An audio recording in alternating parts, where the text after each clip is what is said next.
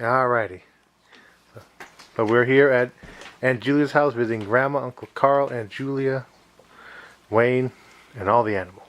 Hi, this is my grandma on my mom's side, and I want to give you this book, and I did it in technology, in my technology class, and and what we did in the book was we put a whole family tree from my mom's side and my dad's side, and we also put other information, and it was like Ancestry.com, and we got information like where were they from and what year they came over from Ancestry.com.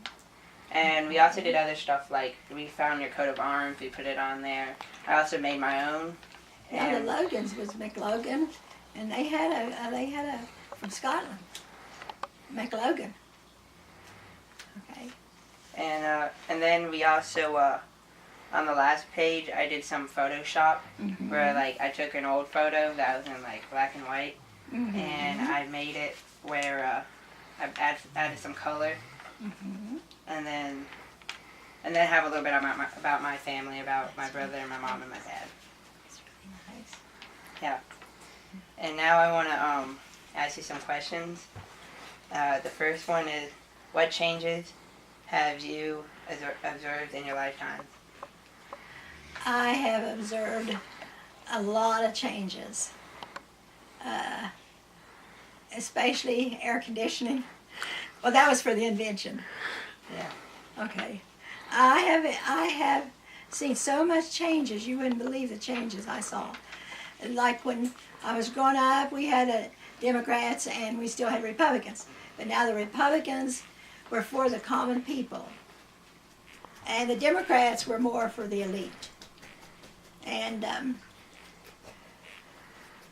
there wasn't all this bickering going on in Congress. Right.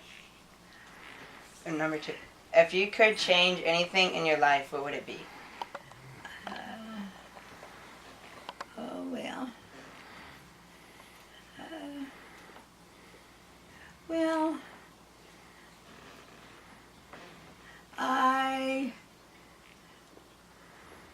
Well,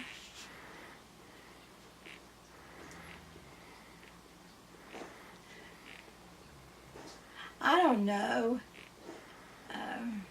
Would it be like where you wanted to get a better education or something? Or? Well, no, I got I wanted to be a nurse, and I took classes all through high school to be a nurse, and I graduated. Well, I would.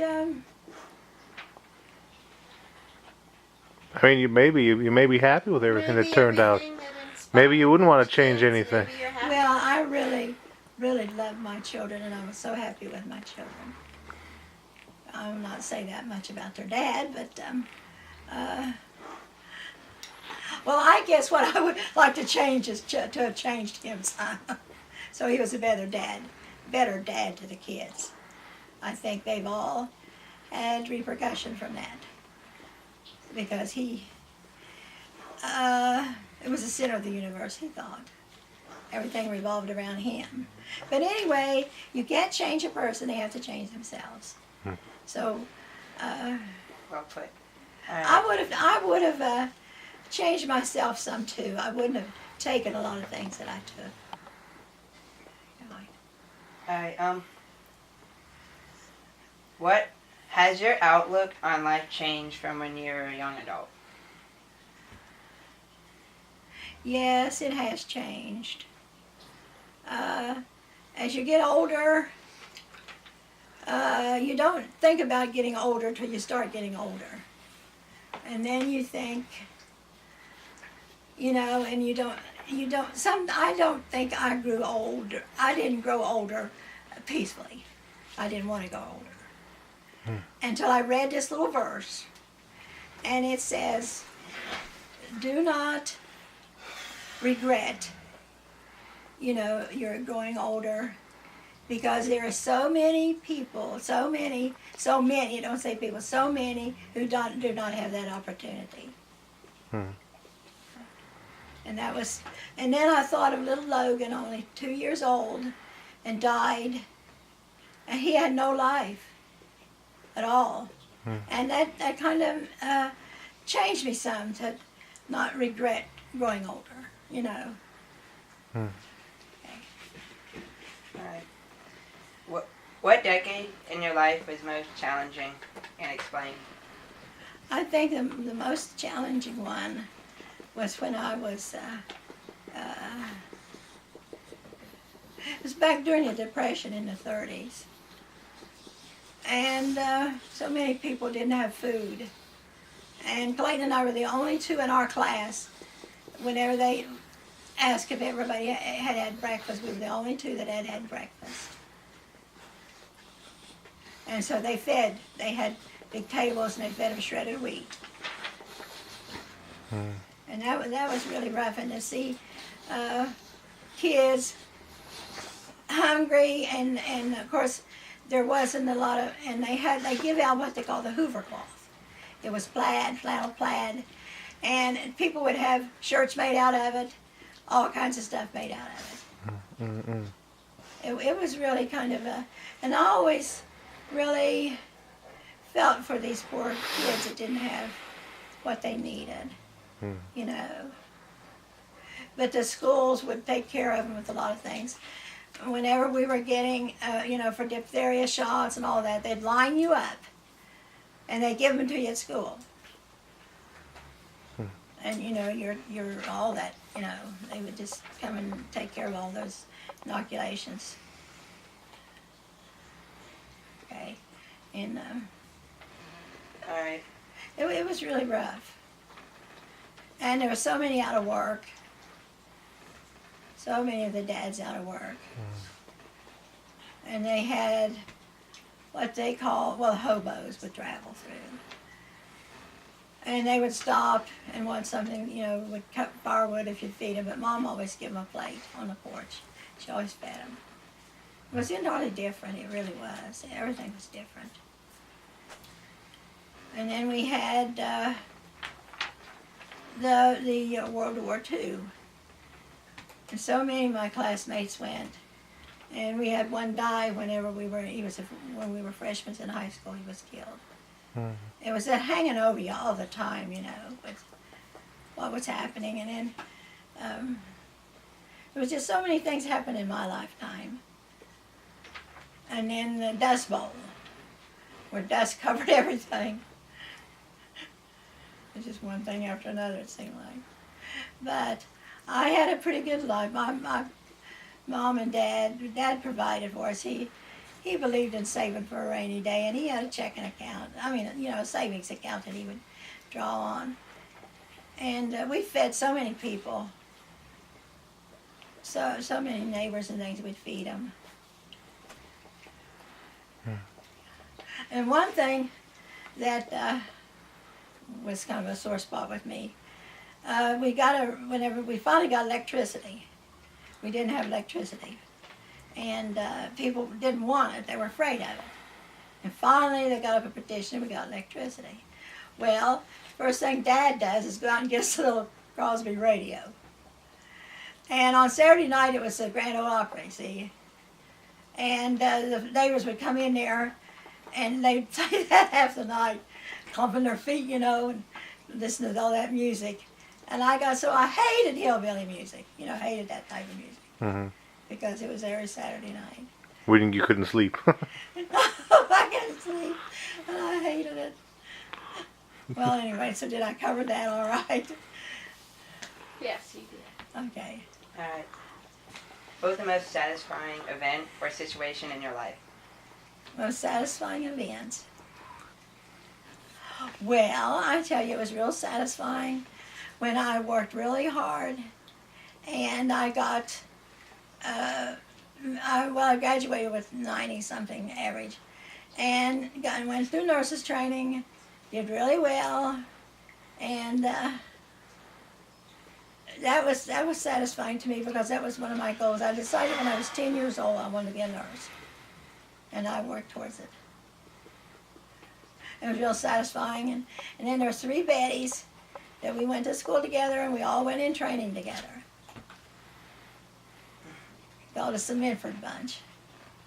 We had a hard time, but we did. Okay, so. You got your bachelor's as well. Do what? You got your bachelor's as well. Oh yeah, and then I decided that you know, everything was just really going downhill, and my sweet husband was gambling away every penny he'd get a hold of, and I owed about 3 months' utility bills. You know, so I decided I had to do something, and it had been so many years since I'd worked as a nurse. Although I did work as a nurse for the Girl Scout camp and all that stuff. And, but anyway, so I went to West Virginia University and got my BS degree in nursing. I was 58 when I finished. It took me quite a few years. But my mother helped me so much during that time. She would fix my lunch for me, and she would fix supper and do dishes. She really worked with me to help me with all that. She was really proud of me. And anyway, so I did that, and I went to work when I was 58. And I got my utility bills all caught up and everything got up. Yeah. Good. All right. What advice would you give to my generation? I would advise you to not spend hours on the internet and with all these games and everything, and to think for yourself, and work towards what you want. Have your dream or plan what you want to do with your life, and work towards it. All right. Okay. Excellent advice. Yeah. During your life, what invention or new discovery have you enjoyed the most? I would say air conditioning. That's where I want to say that. Whenever I remember when we didn't have air conditioning, it was terrible. And when I worked in surgery, and you had to wear those heavy gowns and gloves, and you had to have a mask, you had to have the thing cover your head, and they were heavy rubber gloves too. They were not those thin gloves. Anyway, and I would get the table all covered with what the doctor needed, because each doctor had their own things that they wanted when they had surgery. And I would have it all ready, so when they'd say, you know, hand me the forceps or hand me this, I'd give it to them. And I escaped. I thought, I'm running through this field of daisies. I'm just tiptoeing through it, just running, you know, and the wind is blowing in my face, and and I would get so comfortable too, I would, you know. But that's what I did. But air conditioning was great. Okay, the last question. What are your thoughts on today's economical situation? Well, I think that this country has really gone downhill. Things are so much different than they used to be. I used to, if you had a president, everybody had a picture of the president in their living room and a picture of Jesus when I was growing up. You know, a lot of it, well, you know, Dad was a dying Republican, so with Roosevelt, he didn't think much of Roosevelt. But, and then we had that you know, Hoover area too, when Hoover was governor. I told you about making the Hoover cloth. And I think that the country needs to work together, and I think the Democrats and Republicans need to quit fighting over everything and disagreeing with everything. And I don't know what's going to happen to us in the future. I don't. I think we need to get rid of everybody in Congress and get new people in there. I think we do.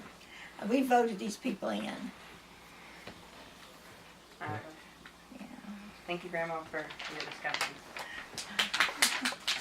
You're welcome, sweetheart. I hope That's perfect. Very nice, Okay. Grandma. Maybe Very keep nice. that.